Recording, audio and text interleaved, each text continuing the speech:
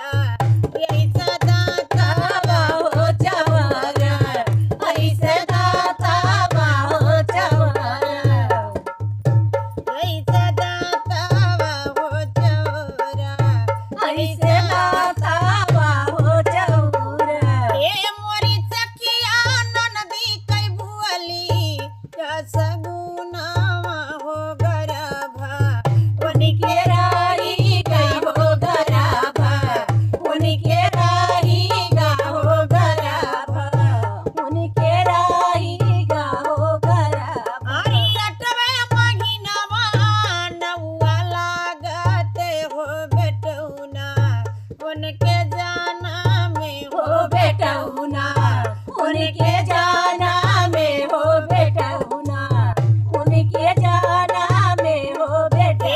मोरी सखिया नाचे परी छुअटा की नाना दिया हो कंगनवा, भौजी रे बई हो कंगनवा, भौजी रे बई हो कंगनवा, भौजी रे बई हो कंगनवा। हरी कलाई से काढ़े भौजी कंगना हो फुफुनिया, चोरवा वाली हो फुफुनिया, चोरवा वाली हो फुफुनिया, चोरवा वाली हो फुफुनिया।